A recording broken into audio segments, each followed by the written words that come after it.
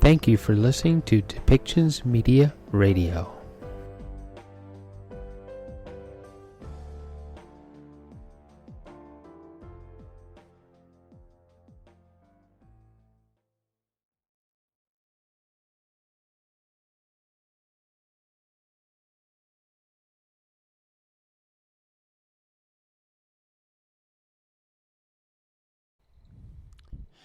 Welcome back to Depictions Media Radio. I am your host, Michael Clogs. Education is such an important thing to our society. It is important because it helps us grow the future, helps us guide young minds to reach out for the stars, sometimes literally, sometimes maybe not so literally, but we all understand that we have to provide the right knowledge to our children so that things just grow in the best of ways. So, in British Columbia, they are expanding the school bases and attempting to provide young families with the best of starts for their children. The province is investing $125,000 to expand the before early childhood education program, which is specifically designed to support children the year before they enter kindergarten. Just before is a half-day licensed preschool child care program for 3 to 4-year-olds. Parents know that public schools are available and reliable no matter where they live, and are moving responsibly for child care to the Ministry of Education will help bring the same certainty for parents who need child care, according to Katrina Chen, Minister of State for Child Care. So let's listen to what is actually said by her and Ravi Kavlon about the just before care system and how it is helping our children grow.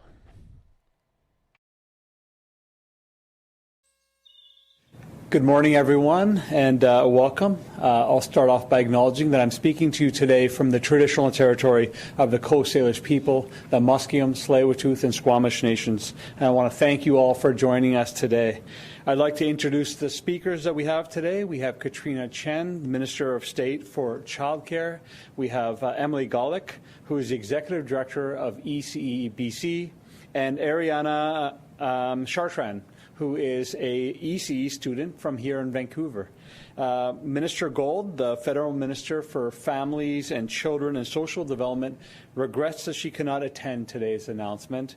She sends her best wishes and hopes to be able to celebrate this important work of our wonderful early childhood educators in the weeks ahead.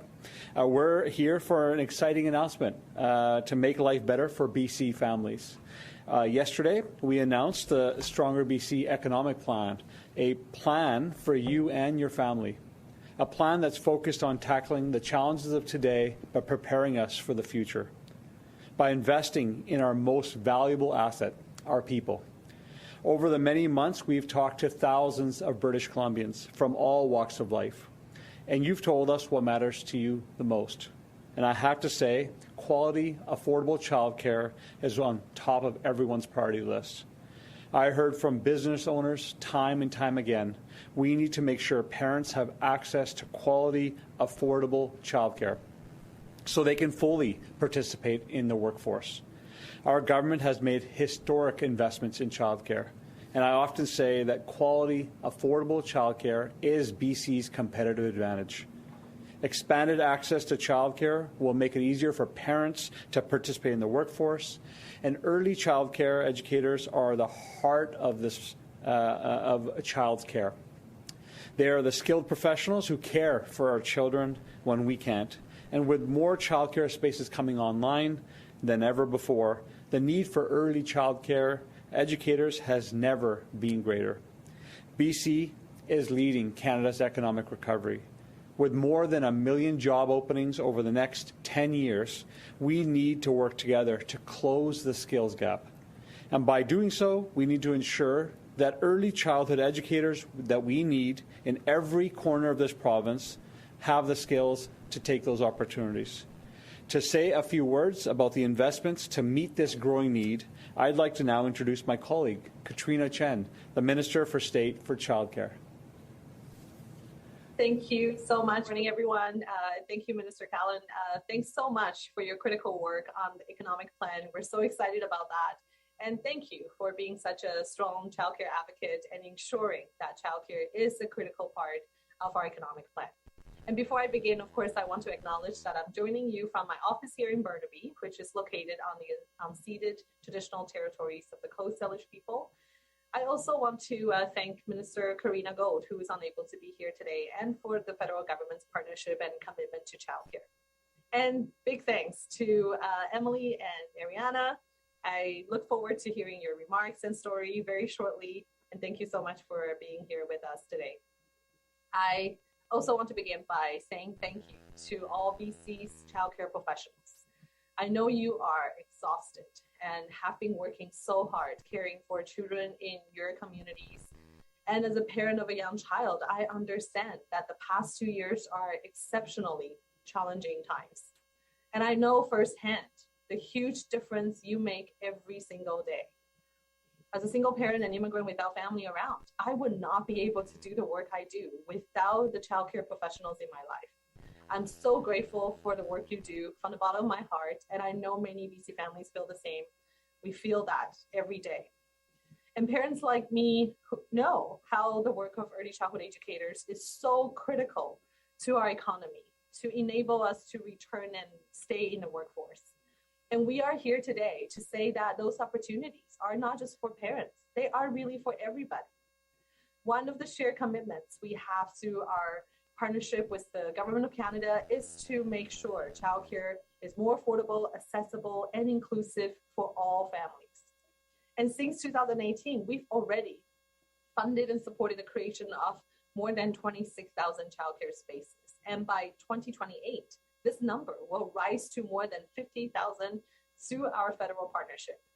And that is great news for families, but we know we cannot deliver childcare without the skilled professionals who are caring for our children at the most important time of their lives.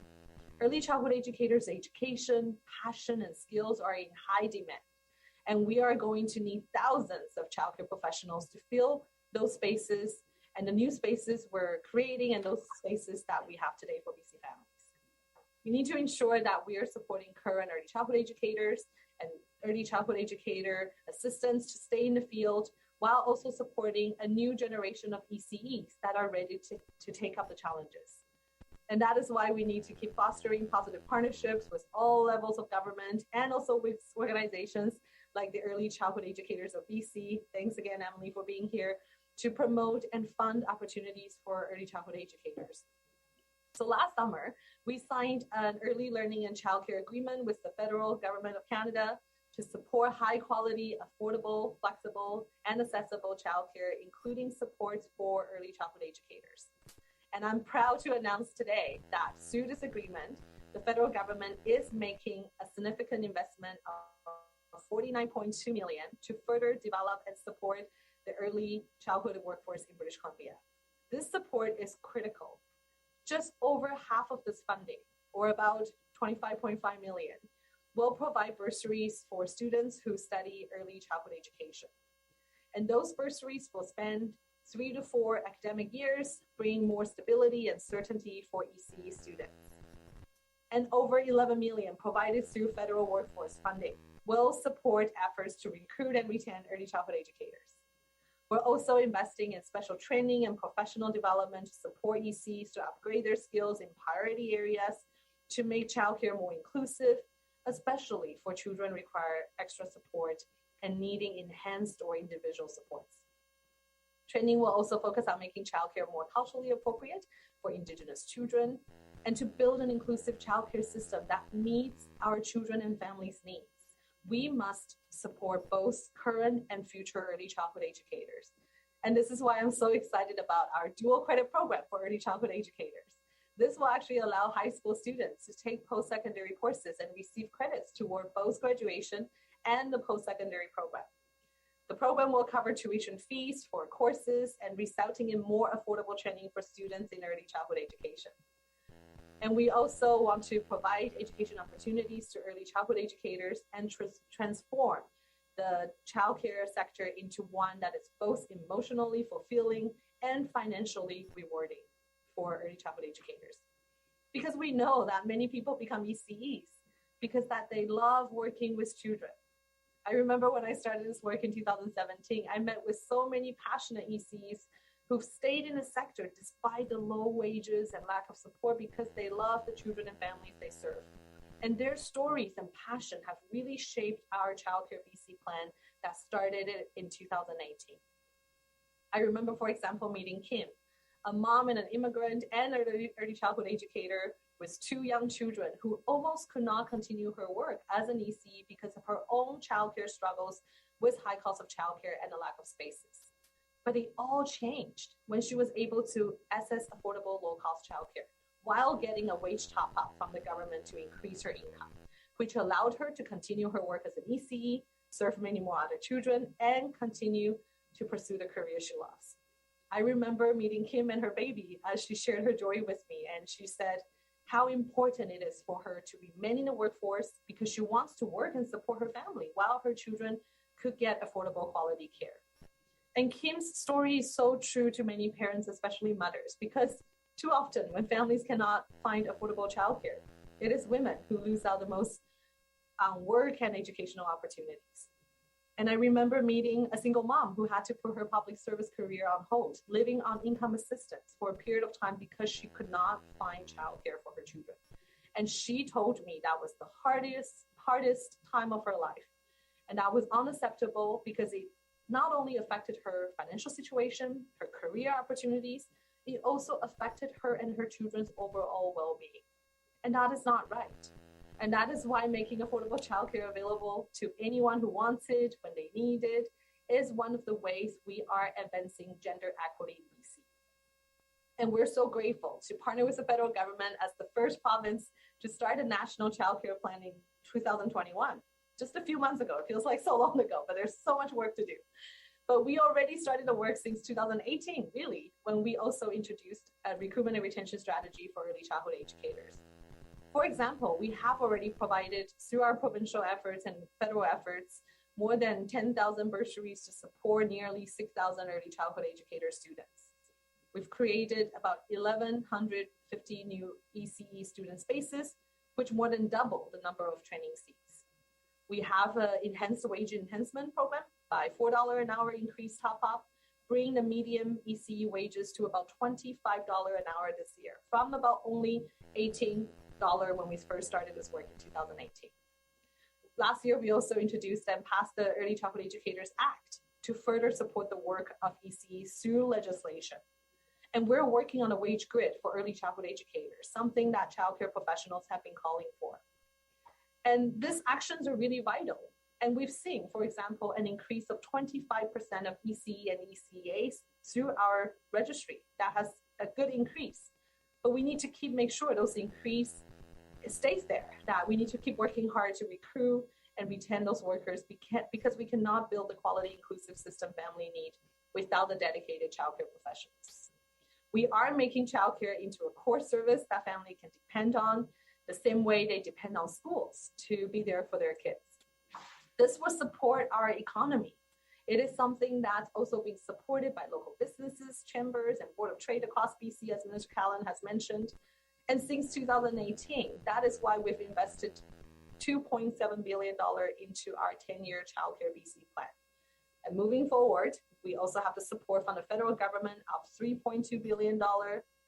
And that is why, as of today, tens and thousands of families are already saving up to $19,000 a year per child through our affordability measures, such as the fee reduction program, affordable childcare benefit program, and the $10 a day sites. And the November living wage report that just came out shows that childcare investment have improved affordability for modest and middle-income families in BC. And we're so proud that our Made in BC plan is supported by the Government of Canada. It is improving access to childcare and lowering the cost of living for families in every part of BC. It is investing the professional early childhood educator workforce, both for today and for the future, so parents can rely on this vital service. And once again, as a parent who lives and breathes childcare every single day, I could probably go on and on about childcare for hours. And I'm so grateful that I get to work on childcare as well. That every day I thank and appreciate the work of early childhood educators, because we trust these professionals with the most important people in our lives, our children and babies. We need to give them all the support they deserve for the work they do. And that will help us to build a stronger BC and a more equitable future for everybody. Thank you.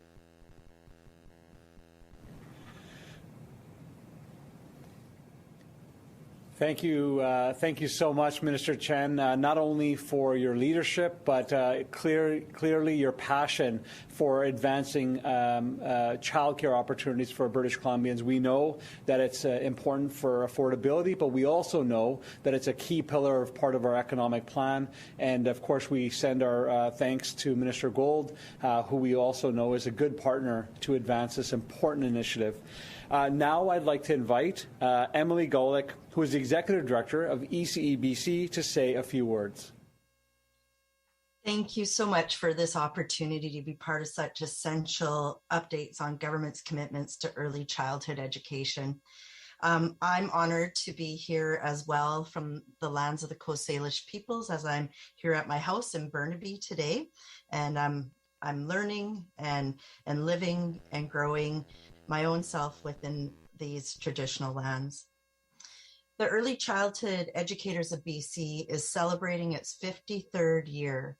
Since our beginnings, we have been at the forefront of bringing a vision for a society where early childhood educators thrive in a supportive community that values children and education.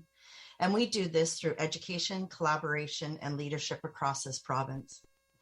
The research is absolutely clear. When we invest in the early years, families, children, and communities benefit. This is good for BC and for our economy. For just as an example, the Conference Board of Canada reports stated that investing in early childhood education tends to bring back $6 worth of benefits for every dollar spent. That's huge. For sure, there has been challenging times for our sectors for decades, only highlighted by this pandemic. A shortage of qualified early childhood educators and a lack of understanding of the complex nature of the work educators undertake while working with young children and their families are really at the top of this list. These investments and actions being taken will build the professional workforce and offer opportunities for both current and future early childhood educators. We welcome, honestly, from our organization, the broad scope of initiatives the government is committed to addressing in the recruitment and retention issues that we have, while assuring a lens of quality as a key focus in developing a childcare system. It's very important, including some things such as the peer mentorship project that's happening throughout the province, the Early Childhood Pedagogy Network, and the Best Choices and Ethical Journey, just only to name just a few of them. These opportunities really do have the potential to increase our professionalism. All initiatives need to honor the sector's pedagogy and current realities. We are excited about the future opportunities for early childhood educators, including the development of a wage grid and other areas that will recognize the uniqueness of this work. So as Minister Chen has said, since 2018, ECBC has administered the Educational Support Fund for ECE students. And I got the hot off the press news from my bursary team this morning. As of today, we have delivered over 12,000 bursaries. This represents more than 28 100,000 ECE courses completed in this province. The investment being announced today will provide multi-year funding commitment. This will help with recruitment and retention of an educated workforce that will continue to the growth of quality programs throughout BC.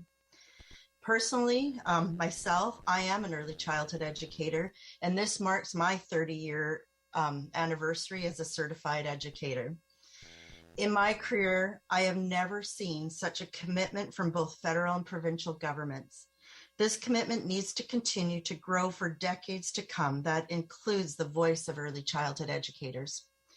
I look forward to more advancement in the sector and working closely with all levels of government as we build the 10-a-day childcare system that we need in this province, and that we can do this together. So thank you again for having me here today and to be able to speak about these exciting announcements. Thank you so much, Emily, for your remarks and your 30 years of a commitment to ensuring that our children have bright futures. And thank you for speaking today. Now I'd like to share a bit more about today's announcements and what it means for ECE students. And we'd like to welcome Ariana Chartrand, who is an ECE student from Vancouver, to share her thoughts. Thank you so much, and good morning, everyone. My name is Ariana Chartrand. I use she, her, hers pronouns.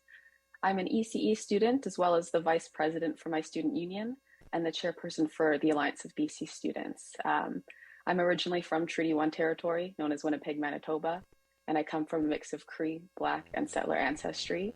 But I'm so grateful to be living on the ancestral and unceded territories of the Musqueam, Squamish, and the Tsleil-Waututh nations. And I've been so grateful to be able to make my home on these lands. I've been a recipient of these ECE bursaries for the majority of my degree in early childhood care and education.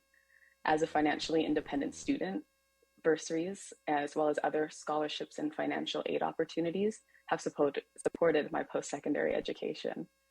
Practicum, they are an essential to every ECE's educational journey, where students work on-site in childcare centers with the guidance from professors, mentors, and other supervisors, many of which are unpaid. And this poses a significant barrier for students like myself, who work sometimes up to 3 jobs to pay for housing, tuition, and the other basic costs of living.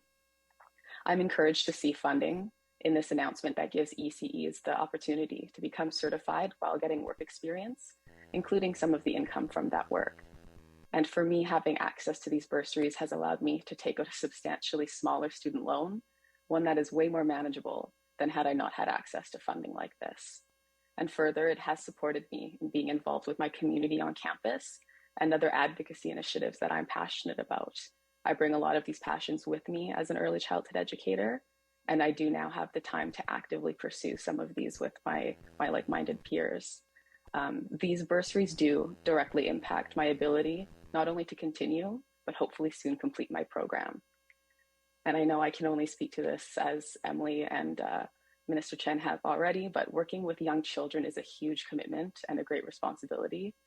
And there are so many individuals out there who have these critical lived experience, essential to providing equitable and quality childcare, for whom financing a post-secondary education may discourage or even prevent them from entering the field. Funding, like what is being announced today, can really open doors by providing people with financial support that reduces barriers to professional training and certification. I've been so grateful to meet incredible educators, students, professors, advocates, and researchers who are leading conversations that challenge the legacies of colonization in education, promoting anti-racist education, along with other critically important equity-oriented movements. I get to work alongside educators living key documents like the ECE-BC Code of Ethics, living the commitments to the Truth and Reconciliation Commission calls to action, and the United Nations Declaration on the Rights of Indigenous Peoples.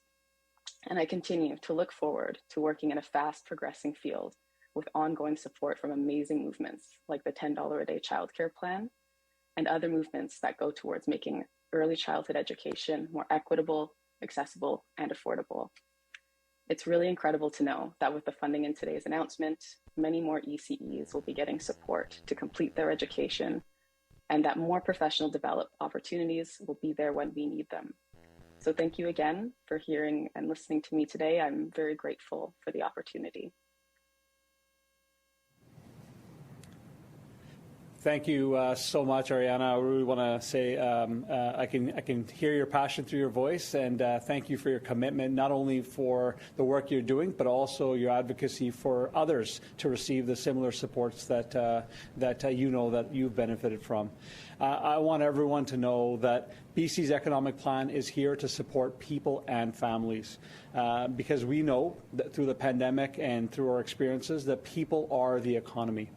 You have told us clearly that an economy that's built for people is an economy that is built to succeed. And that is exactly what we're doing. And that's what this investment that was announced today is all about.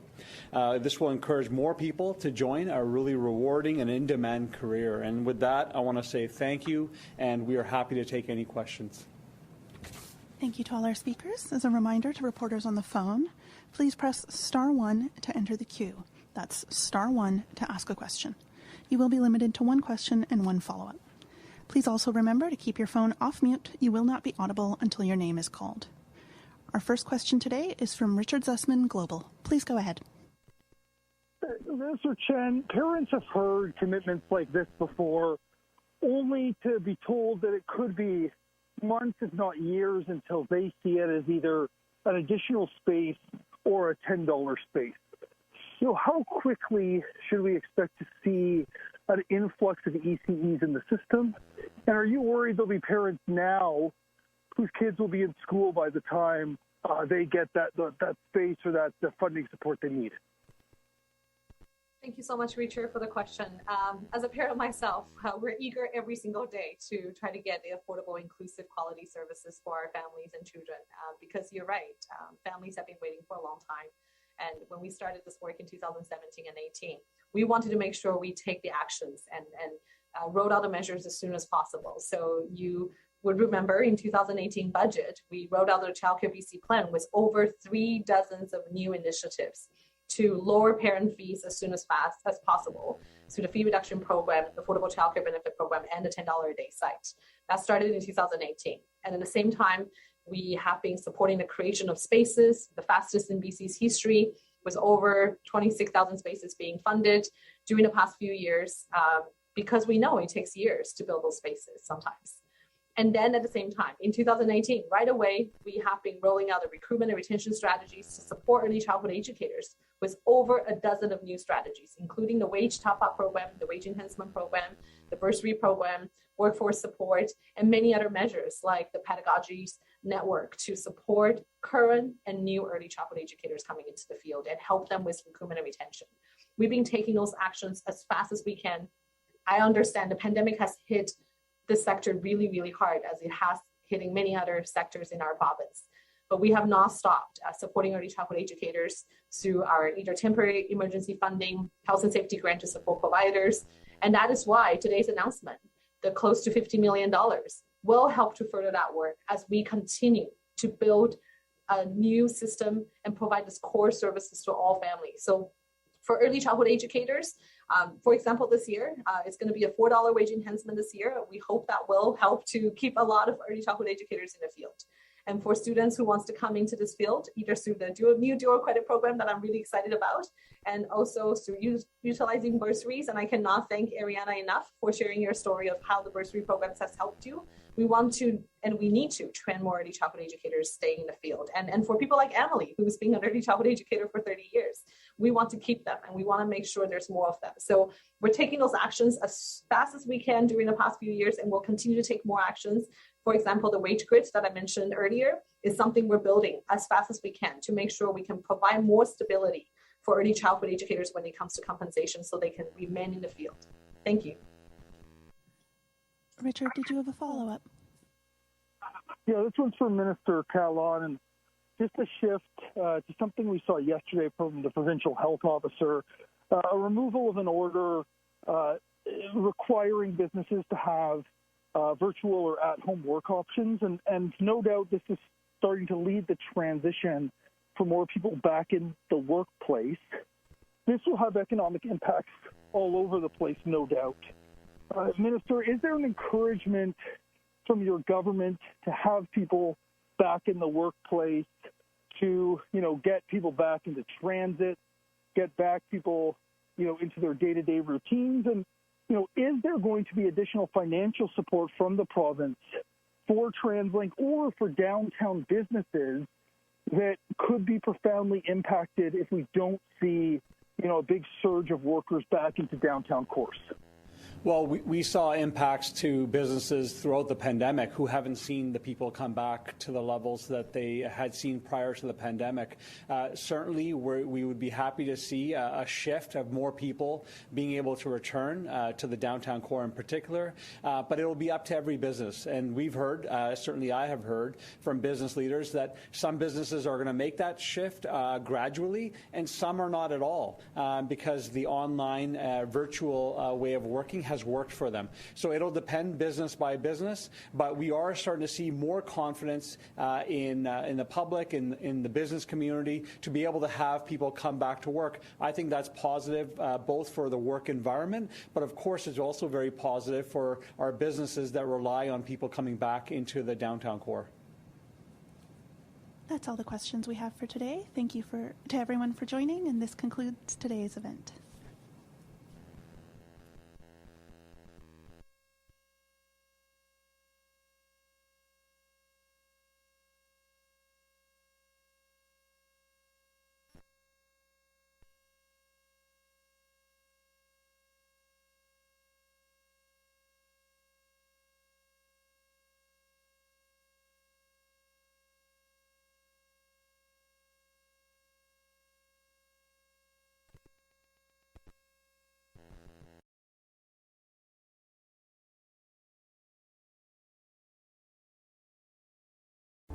This show has been produced by Depictions Media. Please contact us at depictions.media for more information.